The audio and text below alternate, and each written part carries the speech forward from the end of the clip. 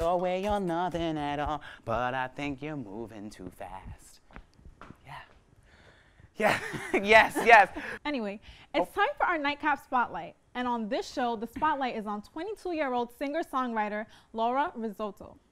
I met this artist at a radio station, WNYC, and randomly I saw her and I'm like, hey, I just overheard you having a conversation. And I heard that. No, legit. Like, I overheard her having a conversation and I'm like, sounds like you either play music or write music, record. I don't know what you do, but you have something to do with the music industry, and my show needs some artists. So we'd love to have you come on Nightcap.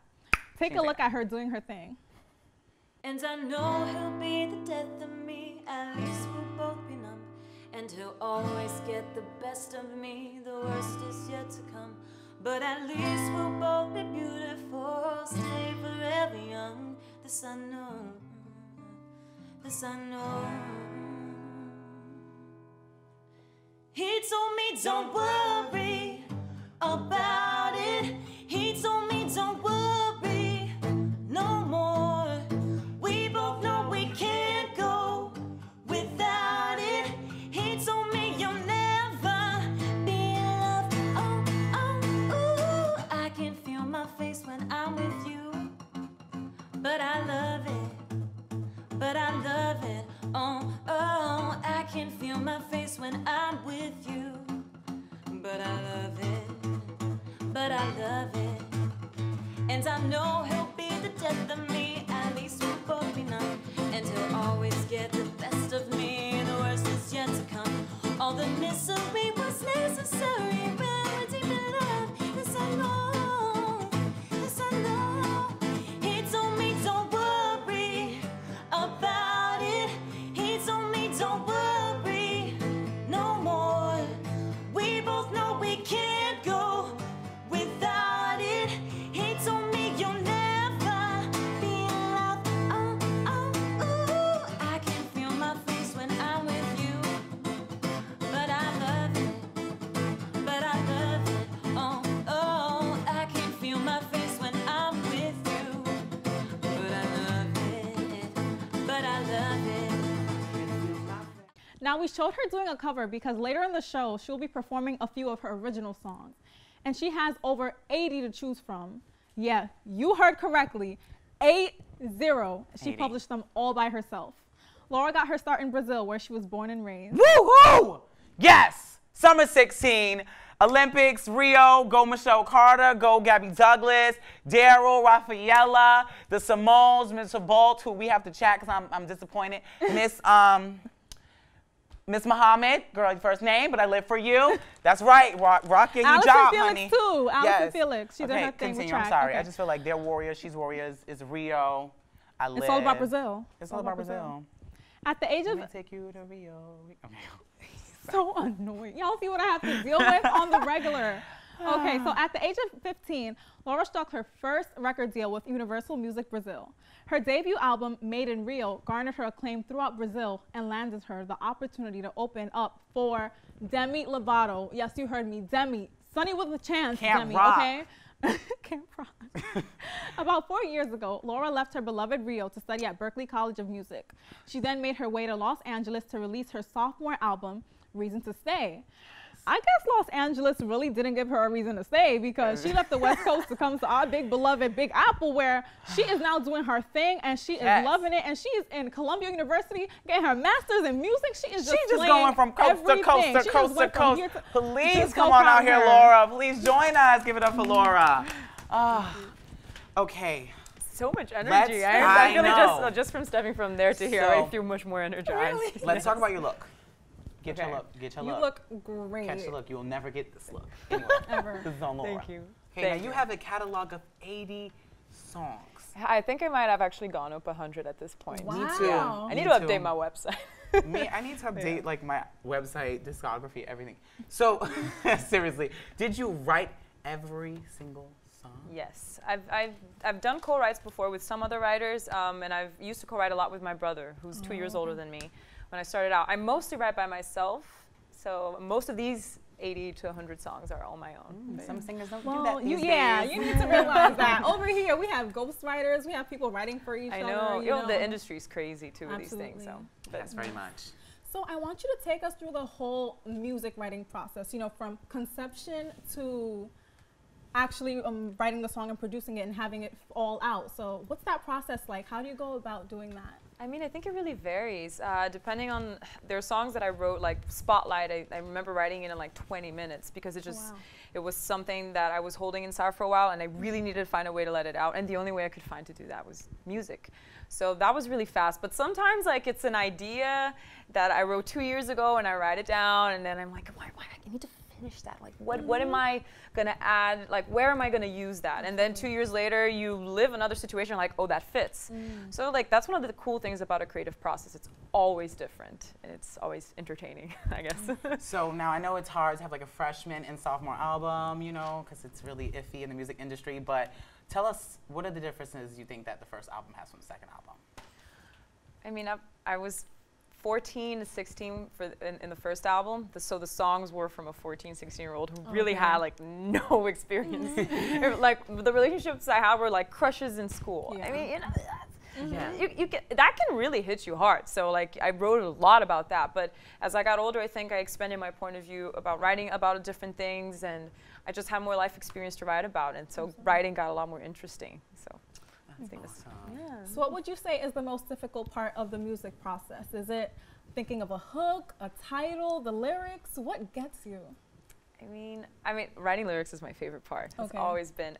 I usually write my lyrics in English, even though my first language is Portuguese. But I guess like in Brazil, poetry was such a huge thing. There's so many amazing writers and authors there, and I think I've always valued that, being able to come up with smart lyrics. But the hardest part, I think it's trying to make it short sometimes. I talk a lot. So maybe that's it, making it like concise. Okay. So, you were 15 when you worked on your first album, Made in Rio. Congratulations, because that's big at the age 15. So what were you doing at 15, Devon? What was I doing at 15? I was in high school looking a hot mess and writing scripts that were like, the beginning would be good and then the end would be horrible. You were writing scripts? That's awesome. Yeah, I know, right? Amazing. Thank you so much. Hater. Anyways, what was it like being a teenager and making music and making albums? Because were you like, some days you're just like, I want to go out, I want to get the tea, I want to hang out with my friends? Or were you really like devoted to music 24/7? I think when I was younger, I didn't feel really the need to go out. I think I grew up working. Like I've done classical ballet since I was 7 years old, and I used to tap dance, and I was classically trained on the piano, so I was always studying music and arts and performing. So to me, and still nowadays, I think I would always rather be on stage than anywhere else. So I didn't really miss going out all that much, but I think when I got older, I understood that I needed a little bit more of a balanced life. You know, grabbing a drink isn't so bad every once in a while.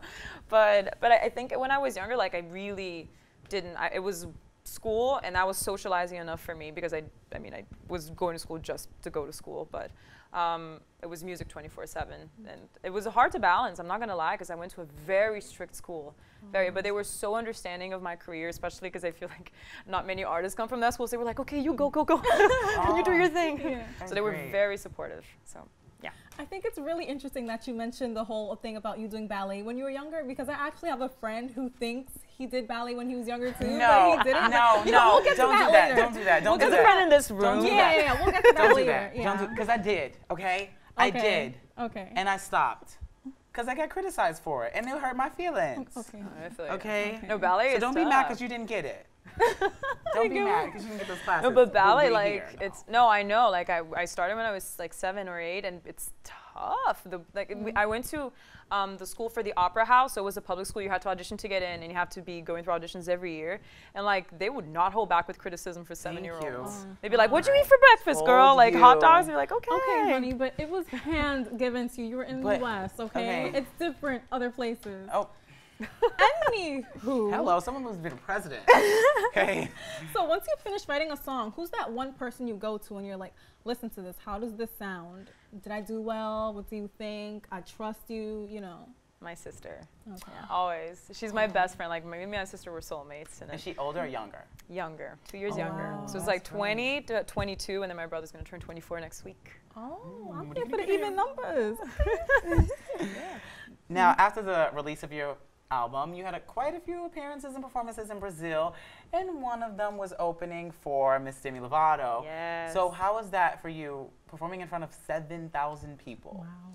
I mean, to me, I honestly think it was the most energizing experience I've ever had. I grew up wanting to perform, so the bigger the crowd, I feel like the more energy they're feeding you with. Like, people are energy. Emotional? I don't think I was. I was just so happy. I was like, "Yo, whew, let's do this!" You know? It's like again. Like the amazing thing about performing is the exchange of energy, contact that you have with the audience. So since the audience was so big, I was so pumped up, and you're put in such a powerful position being on stage as well. I'd be like, "Everybody, wave your hands up in the air!" Yeah. It's like it's the dream of a performance. So I admire Demi Lovato so much as an artist. So Yeah, it was. she's doing a great job Yes. to be a Disney Channel star. That girl can sing. Same. He's throwing shade at Disney Channel. I am really not. I'm uncalled not. for. I'm not. God. I'm not. I'm really not. So when you decide to record a song, do you go about looking for a producer or a musical engineer? The musical, I mean, both of them are really important. When I'm looking for a song to be produced, the first thing I look into is finding a producer that I feel like can work with the song. Okay. But the sound engineer is also very important to make sure you get the sound you want, and mixing, mastering, these are keys, you know, for the success of a song. Absolutely. So I guess a little bit of both, but the first step usually for me is a producer. Yeah. So, your second album, Reason to Stay, please share with us why the title. I mean, I really thought that I mean, I've moved to America when I was 17, to the US. I have to think this thing was saying in America, but it's like, there are 3 different Americas, but anyway. I think that it was a way of me, like putting my foot to the ground and being like, this is why I'm supposed to be in this country. You know, my music, this is where the entertainment industry is, and this is why I'm here. And also I felt like the song Reason to Stay, which one of the singles was the first single of the album, really defined the message that I wanted to give with the whole album, the concept musically, and that it was a little bit edgier than my past work. So I think that was why. And the music video is really cool. You guys check it out on YouTube. Yes, everybody go check out Reason to Stay music Yes. video. Right now. I mean, not right now, but Right now, because you're watching Nightcap. Yeah. What? Okay. I mean, your phone, you're probably on your phone anyway, so you could just like Go on YouTube your it computer while- if you got a computer. No, phone. Computer, walk away from TV, watching Nightcap. You're good. doing a lot. Okay, I'm just trying to think about it analytically, you know? We need to take notes right now. Okay, about Exactly. so what's many happening. notes. Okay. Yeah. So how long does it take typically to record a song? I think with me, I'm pretty fast. I mean, for the 2 albums that I did, I think that we already had the idea for instrumentation down so well that I think, for example, for Reason to Stay, I did all of the vocals for the 11 tracks, including backing vocals, in 2.5 days. So that was really, really fast, I think. For Made in Rio, I think it was a similar thing. But for one song nowadays, sometimes it take, if it counts with producing, I might take about a week to make sure that we're producing everything right. But it depends on the schedule with the producer as well. So it varies, really. Vocally, I record all of the vocals in one day, or maybe 2, but yeah. And what was the process of making this album similar to the first? I really wanted to I feel like the second album was a transitional album. I'm now working on my third, which is going to be a different sound. Oh my Nice. God. Can we know what's the different sound? It's going to be edgier, for sure. Ooh. It's always edgier. Like, Yeah, we love edgy. We love edgy. We love we the love edges. edges. We love edgy. Everything. We love it all. Yeah, I'm so excited because I think I wrote the songs for the third album more thinking about what I like to do on stage. And I really, when I'm moving on stage, I move a lot. So I wanted to like do things that would make me want to move my hips a little bit. And I like to say that my style is pop with a growl.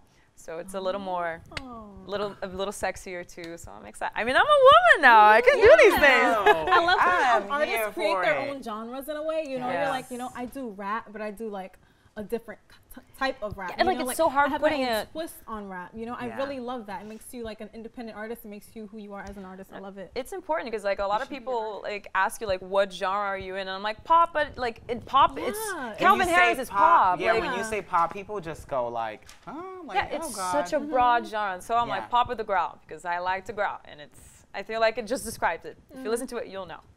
Edgy. But yeah.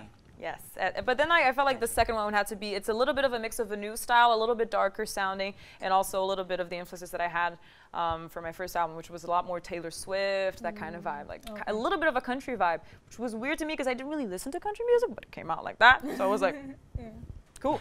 Cool. Cool. Let's dip and dive. So let's talk about the cover of your album. Yes. The cover of her album. Can we Reason have a to close Say- up, or are we Can we- asking for too much? Are we asking for too much? Where are we? Reason to Say. The second album from Miss Laura. The guitar. What's up with the guitar? How'd you learn to play? I actually learned most of what I know on YouTube. Really? Yes. Wow. I used to already, I mean, I've classically trained on the piano for like 8 years, so I already had a great foundation with music, but I wanted to learn a new instrument, and my mom had this nylon guitar that was really old. It was really, really crappy. But I was like, well, I'm not gonna ask for a guitar before I learn how to play. Sure. So I just started going on YouTube and like learning songs, and I started writing songs that were easy enough for me to play, because some of them had like bar chords and I couldn't manage that at the time. But I just did that. I did a few lessons afterwards to like clean it up a little bit, but yo, YouTube is everything you need. So You I feel like we don't utilize learn. YouTube as much And as we do can. you like have any other instruments that you play or learned from on YouTube? I know a little bit of the ukulele. From YouTube? Yes. And I feel like I know a the ukulele from Lilo and Stitch. But we'll chat later. like a little tutorial from Lilo and Stitch. That would be so cool, though. I feel like kids will relate to that on YouTube. Anyway, but yeah, ukulele. I play a little bit of the electric guitar too. I'm starting to get a little more into that because it's more fun when you're playing on stage. But my main instrument besides voice is piano, keys for sure. Keys. She's got the keys. The keys, You the were keys. I got the keys. So as you know, there are many people out there who are trying to break into the music industry right now, and it is not an easy industry to go No. into. So what are some ugly truths that you have discovered? Ugly truths that I have discovered. I mean, I feel like I've had compared to I grew up in this industry, but my parents have always been around. My family has always been very supportive, so I feel like there was a certain shield for a lot of things. I think the number one thing is people promise you a lot of stuff. And it's like you have to be really like cold with these things in the sense that they're gonna promise you, you're like, okay, just don't get too excited too soon. Don't spread the word about things until they're actually happening. Because people are gonna be like, you're gonna be a star, you're gonna do these shows from these amazing arenas, and you're like, okay. Once you're like like a week away from the thing, or it's actually happening, just don't speak up about it. And just be careful with shady people, especially women in this industry. Have to be very, very careful. Low key in Where any the camera industry. in, girl. But I think especially in the entertainment industry where it's like Yeah. so, it's so, there's so many men that are in the powerful position, and I think people are so passionate about their art that sometimes they start forgetting their values a little bit with these things and start opening up exceptions. And it's something that you don't, sometimes you don't even realize it's happening. So it's important to have like friends, and if your family can be around, I think it's really important. You heard it here More first. artists need to be like you. I ain't saying Honestly. right. Thank you. Like, I ain't I'm saying glad that. you know I'm just that, saying, and like you know, she's the standard, and Thank other artists are the. I'm just lucky my family's been with me through this entire time. Yes, for family sure. is everything. Yes. Like Lilo and Stitch, family means nobody gets left Okay. behind. Hello. I don't know what's up with the Lilo and Stitch references I don't today, know. but I'm low-key here I don't for know. it. You here so. for it? So, what do you ultimately hope to achieve within music? I think my purpose with music is just to bring light. I feel like I was questioning, like, why do I do this? And I think people have different ways of achieving their purpose, and I feel like that's what I want to do, even sometimes when it's in little ways. But music, I think it's the way that I have a platform to do that for people. So I want to just reach the biggest audience that I can, and hopefully play music around the world and spread that message and love around the world. I think that's That's so amazing. beautiful. She's like, yeah, I'm the ideal artist. And I'm even more ideal. Let me make you love me even more. Okay, cool. Yeah. Okay, all right. Before we go and let you get ready for your performance, as I mentioned earlier, we have a little someone here who thinks that they used to do ballet. And we know that you did ballet for 7 years. So I just want to know if you can like show us a little bit of your moves and Oh my possibly show this person Show us. how to dance ballet, because This they just happen to person? think they know how Okay, to dance first of all, ballet. stop and throwing they shade. don't. You're just Okay. mad because you don't know what ballet is, and that's it. So funny. You're mad. Somebody's mad. Never been asked to do that. It's so cool. Wait, Okay. Laura, do you smell that? Smell some salt. Oh my. Someone's salty. I don't know. Oh my god. Sodium level's too high. Okay, let me Show us. I mean, I'm in the Let's heel, so this is a little bit of a challenge. Oh This my is God, first all right, position. Is this you? So I know this is first, Let's and then go. usually when Wait, you're waiting, and yeah, then you just like. just preparatory. Just stand to the Right. side. There you go. I know the words like And the then- way we said it in Portuguese, so it's like French but with a Portuguese accent. Oh no, they would So- just like, okay, so my teacher's really mean. He would just be like, start, and then like until he finished getting ready or whatever, like the guy on the piano would awkwardly play, and we'd just be like, okay, like, Yeah, like and we do plie. that until he finishes doing whatever he's doing. Really, Yeah. just like standing doing Yeah, plies. and he would sometimes do it for long That's horrible. I mean, our school was really strict. Like, we would always have to be standing still the entire time until she said, okay, and then we'd be like, and it was like this rule that we, like, let's say this is my bar, and I had to be here. And if I couldn't turn around on this side because it was disrespectful. I had to always turn around from the inside. I had a hard time with bars because, like, look at these arms. So when I was younger, they were growing, and I just, like, would get tired and bend my arm. Straighten out your arm, straighten out your arm. You get really good muscle, like muscle on your shoulders because of how That's why I can't carry nothing now these days, because no, when I stopped dancing, that's when I realized like how strong my shoulders were from just doing this all the time. Yes, and just being like pour de bras. I told you, this is our connection. You're just mad. You know something I noticed as she was talking about all the moves? You were like, yeah, the bar. No, you didn't know the bar. She was like, yeah, like that. I was like, Yo, Beverly is so fake. Beverly is so fake. You know what? We're done with you. Laura, now, Laura's second sophomore album, Reason to Stay, is available everywhere. iTunes, Spotify, Apple Music. Get your copy. I'm not playing with you. Buy it, I don't stream know if you noticed. Is it on Tidal too? I feel like they're going to be scared of it. Is it on Tidal? Wait, is it on Tidal too? What? Is it on Tidal? Yes, I think so, yeah. It's everywhere. Exclusively on Tidal, like every album like ever right now. Yes. Please go get it. Everybody give it up for Laura. Wait, no, but this album should give you a reason to stay. So keep watching. Reason to Stay, because she's performing up next. Go get Laura's Reason to Stay. Reason to Stay. I feel like I have to say it again. Reason to Stay. Okay, Reason to Leave. Hey everybody, my name is Laura Rizzotto. I am a singer-songwriter from Rio De Janiro, Brazil, but I live here in New York City. I'm going to be playing a few songs for you guys, and this first one, it's actually from my first album, Made in Rio, and I wrote it when I was about, I think, 15. I mean, I'm a musician, and I went to a very strict school when I was younger, and people there wanted to be lawyers or doctors, and I wanted to play music. So I felt like a fish out of water all the time, and before this chemistry exam that I had, I knew that I didn't know absolutely nothing, and I was so pissed off because my teacher said I wouldn't be anybody if I didn't study chemistry. I ended up writing the song saying, that's cool, this is who I am, and I hope you relate. 1, 2, 3.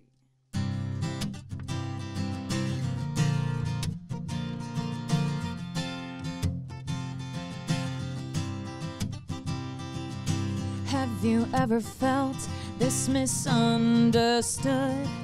They thought you were trying to climb a mountain when you aimed for the river. I thought that I'd get used to this, but it only felt good when I tried to resist and do what I thought I should. But I'm not wrong, I'm just a little bit crazy, maybe a little too lazy to change myself for somebody else. Well, I'm a fish out of water, growing up in my own time, but no one can hold me back when I'm making my own vibe. Well, I'm a fish out of water, and I don't understand why people see who I'm supposed to be instead of who I am. No. Instead of who I am.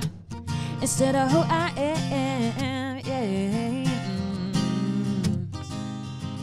Well, I don't wanna feel like I'm wasting time.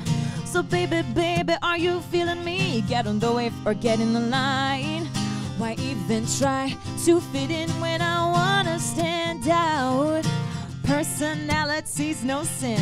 How do you love me now?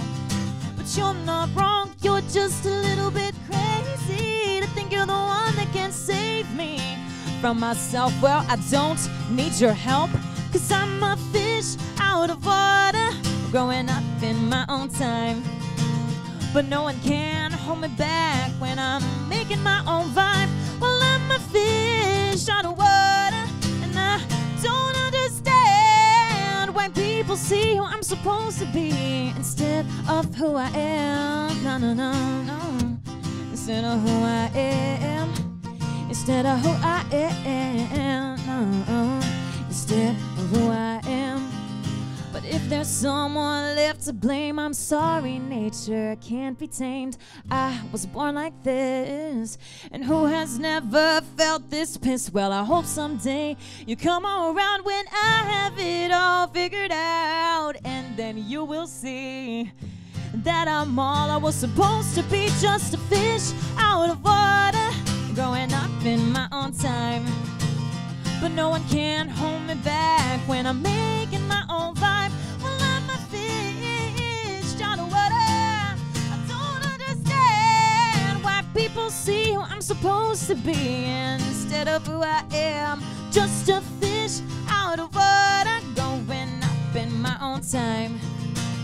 But no one can hold me back when I'm making my own vibe. Well, I'm a fish out of water, and I don't understand why people see who I'm supposed to be instead of who I am. No, no, no, no.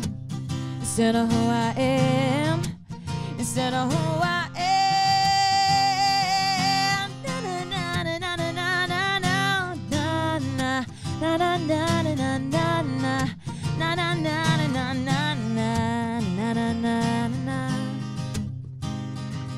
And na na na na na na na na na na na na na na na na na na.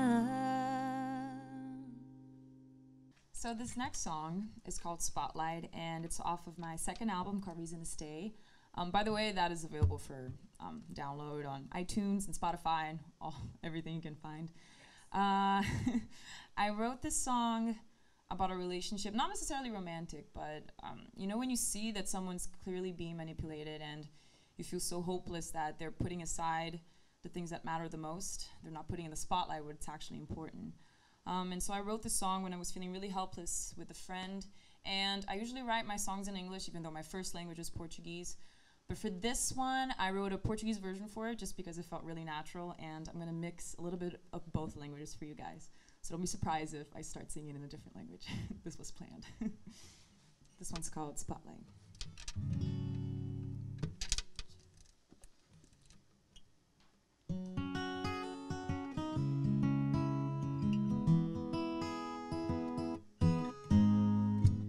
You only want me when it's convenient and she's not around. You accuse me of being too much while I'm getting sick of standing in the background. I take a risk, step into center stage. She cuts me off, you remain silent. You're just a puppet hanging from her fingertips every day.